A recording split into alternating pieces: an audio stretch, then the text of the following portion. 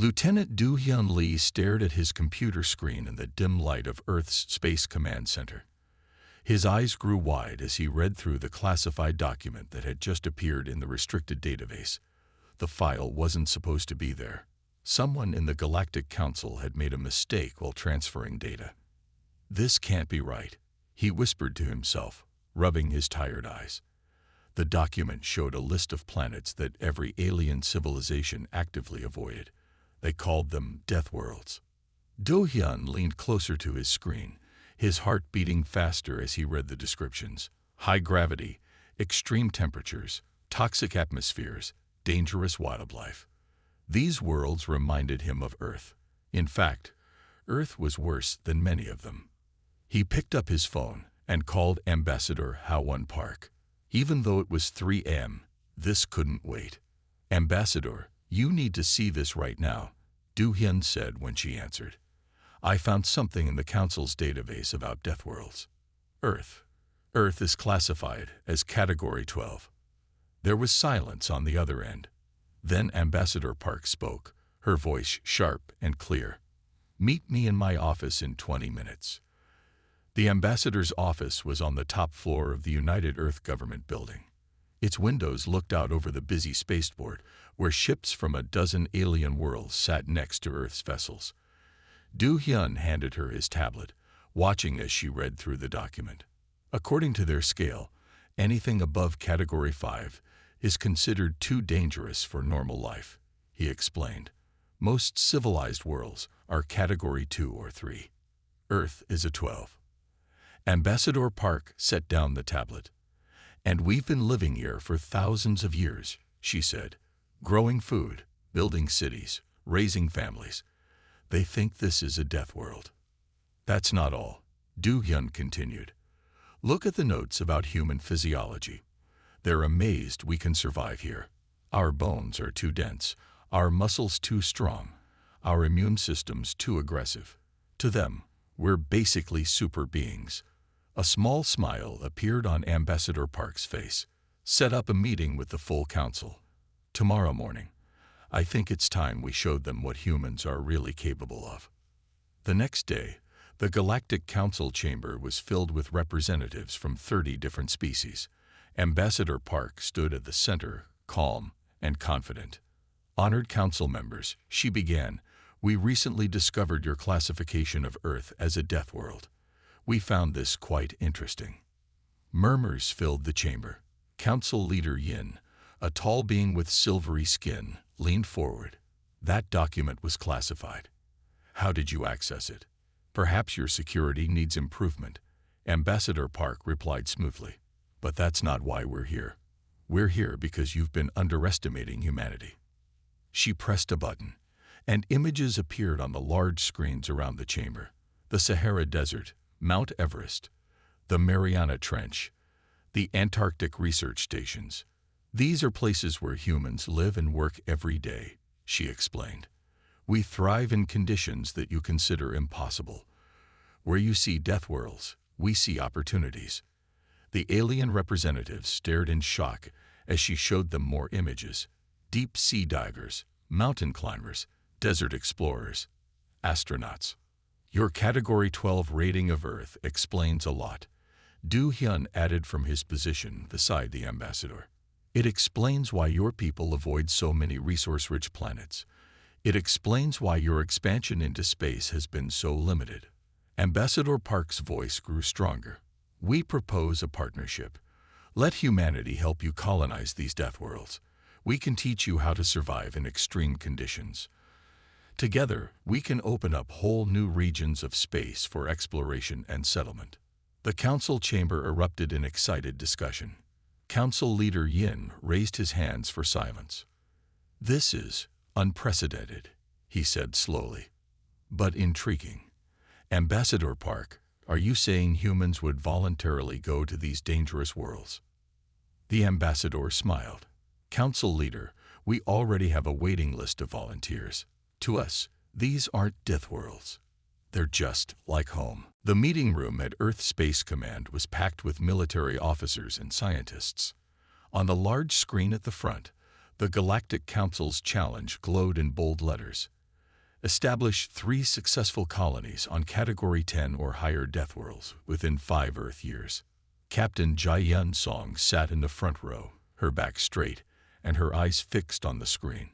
Next to her, geologist Ta-Hwan Kim was reviewing data on his tablet about the proposed planets. On her other side, Sinobiologist Sun Me-cho was taking careful notes. Admiral Yang stood up and faced the room. The Council has given us 3 target planets. Each one would kill most alien species within minutes. They think this challenge will humble us. He smiled. Let's prove them wrong. Jai-Yun raised her hand. Sir, I volunteer to lead the first expedition. The room fell silent. Even for humans, these missions would be dangerous.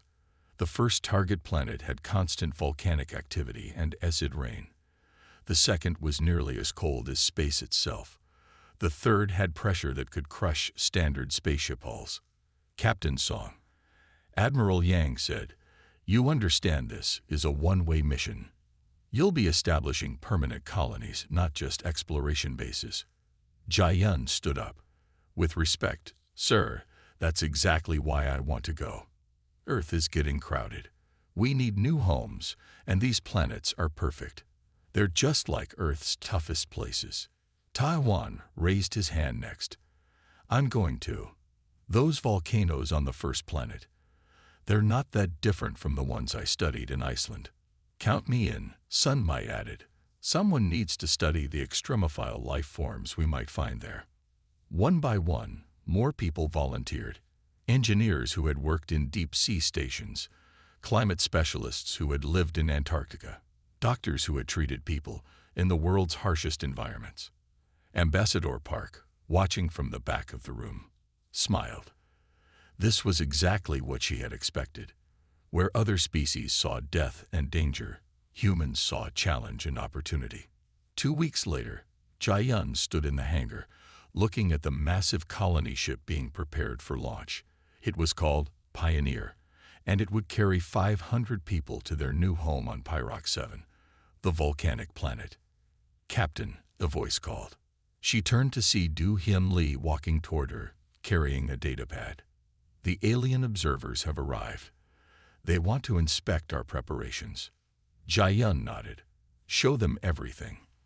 Let them see exactly what we're capable of. The alien inspection team consisted of 3 beings who had to wear protective suits just to walk around in Earth's atmosphere. They stared in amazement at the colonists doing physical training without any special equipment. Your people will die in these conditions, one observer said, his translator making his voice sound worried. The air on Pyrox 7 is toxic. The ground is unstable. The temperature is extreme. Jai-Yun smiled. Have you ever heard of a place on Earth called Dalal, Ethiopia? The air there is full of toxic chlorine and sulfur. The ground is acidic. The temperature regularly goes above 50 degrees Celsius. People have lived there for generations. She led them through the ship, showing them the specialized equipment based on Earth's volcanic research stations. The protective suits were similar to what deep-sea divers used. The building materials were tested in Earth's most active volcanic regions. We're not just going to survive on Pyrox 7, Jai-Yun explained. We're going to build cities there. Schools, farms, parks. In 5 years, it won't be a death world anymore. It will be home. The observers looked at each other in silence. Finally, one spoke. You truly believe this is possible? We don't just believe it, Jai-Yun replied. We've done it before. Every hostile environment on Earth was once considered uninhabitable. Now there are people living in all of them. That's what humans do. We adapt. We build. We thrive. She looked up at the Pioneer, its hull gleaming under the hangar lights. In 1 month, we launch. In 6 months, we'll have our first city. In 1 year, we'll be ready to help you build your own colonies there. She turned to the observers. The only question is, are you ready to learn how to live in a death world? The Pioneer broke through Pyrox 7's thick clouds, descending toward the red-orange surface below. Captain Jai Yun Song watched through the reinforced windows as rivers of lava flowed across the landscape. The ship's external sensors showed ground temperatures of over 500 degrees Celsius. "It's beautiful," said Taiwan Kim, standing beside her. "Just like Hawaii's Kilauea, but bigger." The ship landed on a solid patch of cooled rock that their probes had identified as stable. 500 colonists waited in their protective suits, ready to step onto their new world. Jai Yun looked at their faces through their helmet visors. None showed fear. Instead, she saw excitement. "Remember your training," Jai Yun said over the comm system. "This is just like working near Earth's volcanoes, but we have better equipment. Stay in your groups. Follow the safety protocols. Let's build our new home." The main airlock opened, and the first team stepped out. Their suits, designed based on equipment used by Earth's volcano researchers, protected them from the harsh conditions. The air was thick with toxic gases, and ash fell like snow from the dark sky. Do-hyun Lee's voice came through their comms from the orbital monitoring station. "First team, your readings are good. The ground is stable. You can begin setting up the base shields." Over the next 12 hours, the colonists worked in shifts. They set up energy shields that would protect their first buildings from the heat and toxic air. The shields were based on the protective barriers used in Earth's deepest mines, but stronger. "Look at them," one of the alien observers said from their ship in orbit. "They're working in conditions that would kill most species instantly, and they're doing it with such calm." Sun Le-cho led a team collecting samples of local life forms. They found bacteria living in the lava streams, just like the extremophiles in Earth's volcanic vents. "These will be useful," she said, carefully storing the samples. "If they can survive here naturally, we can learn from them." After 3 days, the first permanent structure was complete. They called it Haven 1. It was built from materials tested in Earth's volcanoes, with walls that could withstand both extreme heat and acid rain. Inside, the air was filtered and cooled to Earth normal conditions. Jadian stood in Haven 1's main room, looking at the monitors showing the harsh landscape outside. Teams were already setting up greenhouse domes, using volcanic soil just like farmers did near Earth's active volcanoes. Others were installing geothermal power systems, taking advantage of the planet's heat just as Iceland did. "Captain," Taiwan called from his geology station, "the mineral readings are incredible. This planet is rich in rare Earth elements. The volcanic activity brings them right to the surface." 1 month later, Ambassador Park visited the colony. Haven 1 had grown into a small town. Colonists had built homes, laboratories, and even a school. They used the natural heat for power and the mineral-rich volcanic soil to grow food in protected greenhouses. "We're ahead of schedule," Jai Yun reported to the ambassador. "The colony is not just surviving, it's thriving. We've already had 3 more ships of volunteers request to join us." The ambassador smiled as she watched children playing in one of the protected parks they had built. The park's dome was made of the same material as Haven 1, letting colonists see the magnificent view of lava flows and ash clouds outside while staying safe. "The Galactic Council is stunned," Ambassador Park said. "They expected us to give up after seeing the conditions here. Instead, we're building a civilization. We're not just surviving on their Deathworld. We're turning it into a paradise." Jai Yun nodded. "That's what they don't understand about humans. We don't see this as a hostile world. We see it as a world full of possibilities.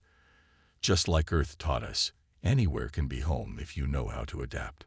The colony, which they named New Jeju, became known across the galaxy as the first successful settlement on a Category 10 Deathworld. But to the humans living there, it was just the beginning. They had 2 more worlds to conquer, and they were ready for the challenge. The success of New Jeju colony brought humanity both pride and confidence. Now it was time for the second challenge. Crystallos, a planet so cold that its atmosphere froze solid for half of its year. Engineer Jin Ho Kang stood at the command center of the colony ship Frost Pioneer, reviewing the final preparations. The ship carried 400 colonists, all of them veterans of Earth's polar research stations. External temperature is -190 degrees Celsius, the ship's computer announced as they entered Crystallis's atmosphere. Ice crystals formed instantly on the external cameras. Jinho smiled. Still warmer than liquid nitrogen. We work with that in labs every day. The landing site was in a valley protected from the worst storms. The ground was solid ice, going down thousands of meters. Captain Jai-Yun Song, who had come to oversee the start of this second colony, watched as the first teams stepped out in their suits. These suits are just upgraded versions of what we use in Antarctica, Jinho explained to the alien observers who watched from their heated observation pod. We added better insulation and stronger heating elements, but the basic design is the same. The colonists moved with practiced efficiency. They had trained for months in Earth's coldest regions. The first buildings went up quickly, using techniques developed for Antarctic bases, but improved with alien technology. Look at their housing design, one alien observer said to another. They're using the ice itself as insulation, just like their Arctic animals do. Jinho's team had developed special heaters that used the planet's magnetic field for power. On Earth, we learned to build warm homes in places like Siberia and Alaska, he explained. This is just a bit colder. Within 2 weeks, they had established their first permanent structure. They named it Aurora Base, after the beautiful light displays in Earth's polar regions. The base could house 100 people comfortably, with rooms for research, hydroponics, and community gatherings. The cold is actually useful, Jinho told Captain Song as they inspected the base's computer center. We can cool our computers naturally. The low temperatures are perfect for certain types of research and manufacturing. The colonists began drilling into the ice, creating deep tunnels like those used in Earth's polar research stations. They found frozen gases they could use for fuel and deep caves filled with crystals that could power their equipment. A month into the colony's establishment, they made an exciting discovery. Dr. Sun Micho, who had joined them from Mujiju, found microscopic life forms living in the ice, similar to the extremophiles found in Earth's polar regions. Life finds a way, she said, studying the creatures under her microscope. Just like on Earth, even the harshest conditions can support life. The alien observers were amazed by how quickly the colony grew. The humans didn't just survive. They created a comfortable, thriving community. They built greenhouses using special lights and heating systems. They set up sports areas where people could exercise and play ice hockey, a game they brought from Earth. You actually enjoy living here? An alien diplomat asked Jinho during an inspection tour. Jinho gestured to a window showing the crystal-clear ice formations outside, lit by the dim local sun. Look at that view. It's like Antarctica's ice caves, but even more beautiful. Plus, we're making discoveries every day. Why wouldn't we enjoy it? 3 months after landing, ahead of schedule, Aurora Base was officially declared a successful colony. They had proven that humans could thrive even in temperatures that froze most gases solid. 2 down, 1 to go, Captain Song said as she prepared to return to Earth. The pressure world is next. Any predictions, Jinho? Jinho looked at the busy colonists around them, all going about their daily lives as if they weren't living in one of the coldest places in the galaxy. I predict we'll make that world feel just like home too. After all, that's what humans do best. The third Deathworld, HD 789, loomed before the colony ship Deep Pioneer. Its purple-blue atmosphere swirled with constant storms, and its surface pressure was 50 times stronger than Earth's deepest ocean. Yu Jin Choi, the mission commander, had spent 15 years working in underwater research stations. She stood at the bridge, watching the pressure readings climb as they descended. The ship's hull groaned under the strain. Just like diving in the Mariana Trench, she said to her team. Except this time, we're building a permanent home. The colony ship was designed based on deep-sea submarines, with a reinforced hull that could withstand enormous pressure. 300 colonists waited in the main hold, many of them former deep-sea researchers and submarine crew members. Captain Jai-Yun Song's voice came through the communication system from Earth. "Remember, you only need to establish a surface base. No one expects you to build in these conditions." Yu Jin smiled. "Actually, we have other plans. Tell the council to watch closely."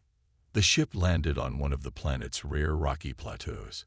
The external cameras showed a world that looked like the bottom of an ocean, but without the water. The air itself was so dense that it behaved like a liquid. The colonists deployed their first structure, a pressure dome based on deep-sea habitats. Inside, they created a more Earth-like environment. But this was just the beginning. On Earth, we learned to work in crushing depths. Yu Jin explained to the alien observers watching from orbit.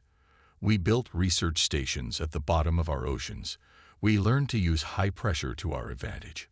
Over the next few weeks, the colonists established more than just a surface base. They built structures that used the intense atmospheric pressure to generate power. They created vehicles that swam through the dense air like submarines through water. Dr. Sun Micho, who had experience from both previous colonies, made another fascinating discovery. "The high pressure creates perfect conditions for certain chemical reactions," she reported. "We can manufacture materials here that would be impossible to make anywhere else." The alien observers were particularly surprised when the colonists started growing food. They used pressure-resistant greenhouses based on hydroponic systems developed for underwater farms on Earth. "Your people continue to amaze us," one alien scientist told Yu Jin.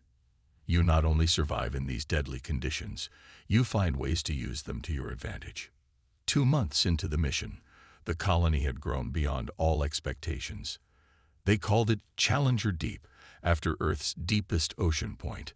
The colonists had built a network of interconnected habitats, research facilities, and even a small factory. Ambassador Park visited the colony to evaluate their progress. She found a bustling community where people worked, studied, and lived comfortably despite the crushing pressure outside. "The council doesn't understand how this is possible," she told Yu Jin during her tour.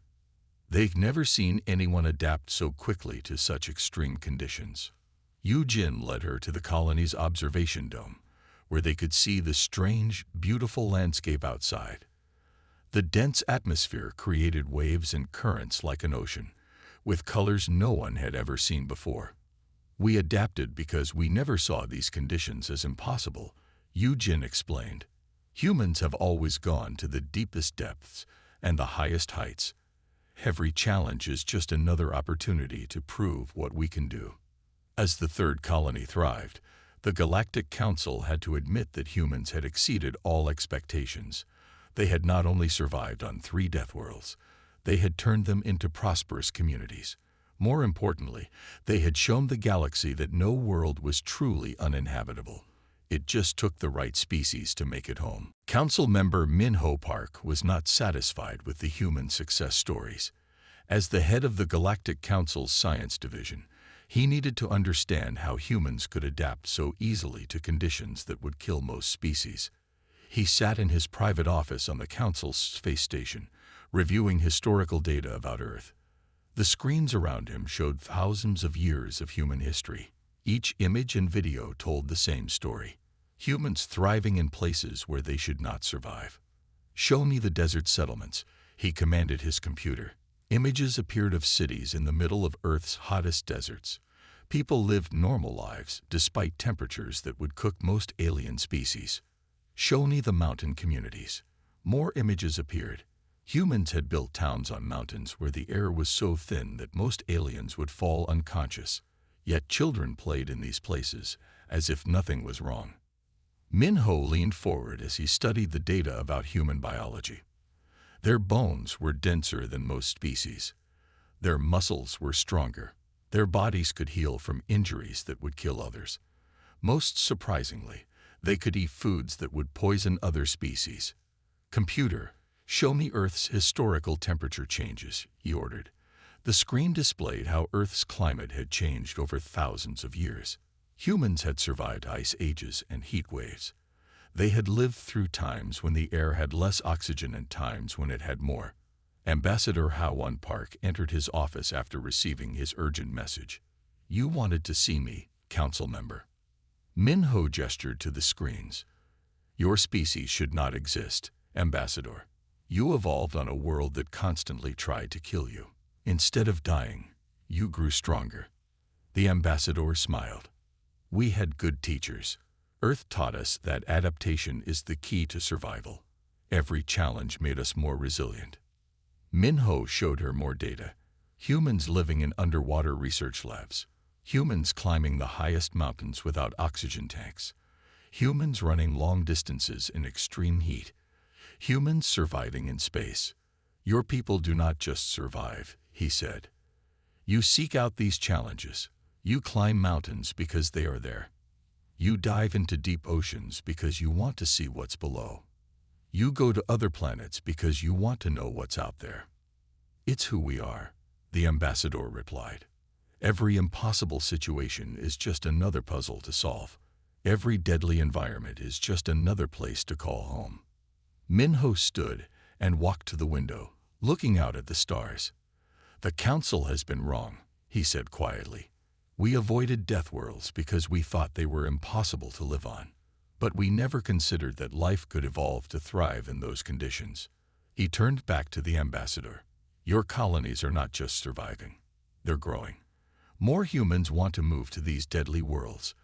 You've even started adapting our technology to make it work better in extreme conditions." "That's correct," Ambassador Park said. "We've already received requests from 5,000 more colonists who want to move to New Jeju, Aurora Base, or Challenger Deep. To them, these aren't Deathworlds. They're new frontiers." Minho made his decision. He pressed a button on his desk, connecting to the full council. "Honored members," he announced, "I recommend we create a new division within the council, the Human Adaptation Study Group. We need to learn from them. They've shown us that our understanding of what's possible was too limited." The ambassador watched as the council members voted. The decision was unanimous. Humanity had not just proven themselves, they had changed how the galaxy thought about survival itself. The Grand Hall of the Galactic Council was filled to capacity. Representatives from every spacefaring species had gathered to hear Ambassador HFY Park's presentation about the future of space colonization. The success of the human colonies had changed everything. "6 months ago, you challenged us to survive on 3 Deathworlds," Ambassador Park began. "Today, those worlds have become thriving communities with over 1,200 permanent residents." She displayed images of each colony. New Jeju had expanded into a network of climate-controlled cities, using the volcanic heat for power. Aurora Base had grown into a research center, its ice tunnels housing laboratories and living spaces.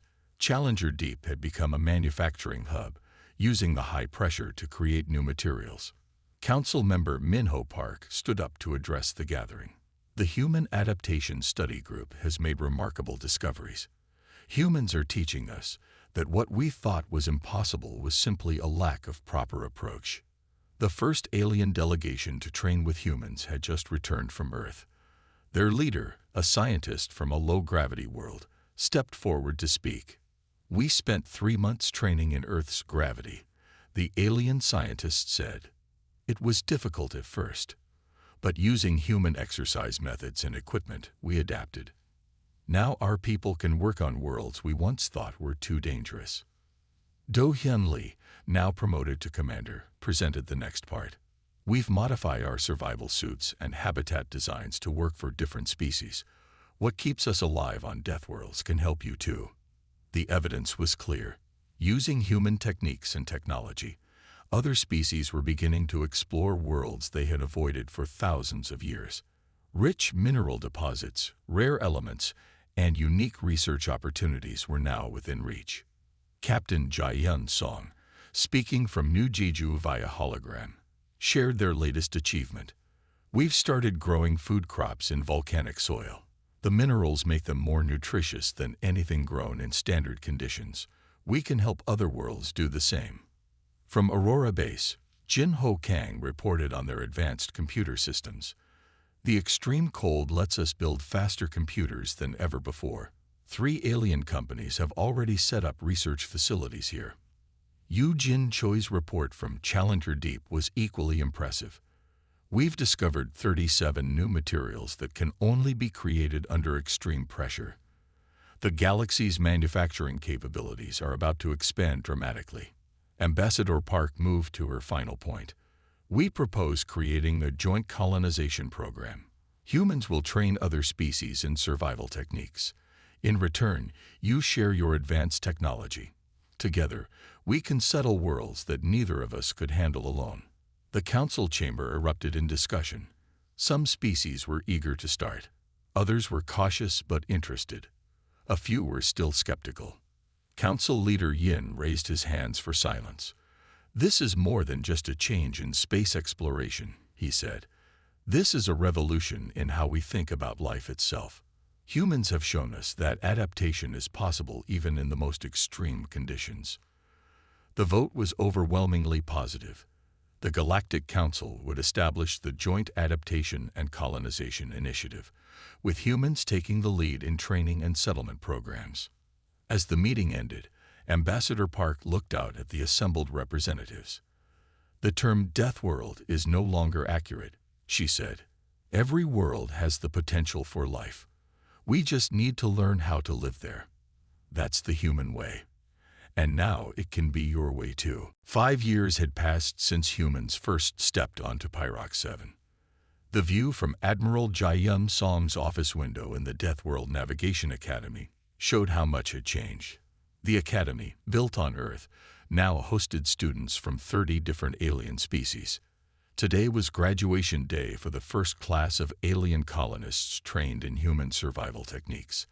Admiral Song watched as the students practiced putting on their modified environmental suits, each designed to help different species survive in extreme conditions. Admiral, her assistant said, Ambassador Park has arrived for the ceremony. The ambassador entered the office, looking pleased. I just received the latest reports, she said. 200 new colonies established on formerly impossible worlds. 15 new trade routes opened. And 3,000 alien students enrolled for next year's training programs. Jayun smiled. The academy had been her idea. After the success of the first 3 colonies, she realized that humanity's greatest contribution wouldn't be settling Deathworlds themselves. It would be teaching others how to do it. Down in the training hall, Du Hyunli was teaching a class about volcanic environments. He had turned the large room into a simulation of New Jeju, complete with heat, toxic gases, and artificial lava flows.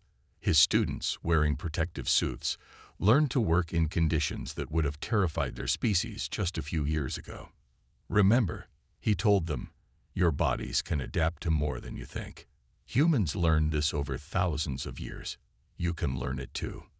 In another part of the academy, Jin Ho Kang supervised the cold environment training facility. The room was kept at temperatures that would freeze most liquids. Students from warm weather worlds practiced building ice shelters and operating equipment in extreme cold. Yu Jin Choi's pressure training chamber helped species from low-pressure worlds adapt to denser atmospheres. Think of the pressure as a tool, she explained to her students. Once you understand it, you can use it to your advantage. The graduation ceremony began in the Academy's main hall. Representatives from the Galactic Council attended, along with leaders from all the new colonies. The term Deathworld had been officially removed from galactic databases. These planets were now called Earth-class worlds, in recognition of humanity's role in changing how the galaxy thought about harsh environments. Admiral Song stood at the podium to address the graduating class. 5 years ago, the galaxy thought these worlds were impossible to live on. Today, your peoples are building homes there. You're discovering resources we never knew existed. You're proving that life can thrive anywhere if given the chance to adapt. She gestured to the display showing images from dozens of new colonies. Volcanic worlds where cities rose among lava flows. Ice planets with research stations built deep in frozen caves. high-pressure worlds where manufacturing centers produced materials never seen before. But our greatest achievement isn't the colonies we've built, she continued. It's the barriers we've broken down. Species that once thought they could never leave their homeworlds are now exploring the galaxy. Worlds that were called dead are now full of life.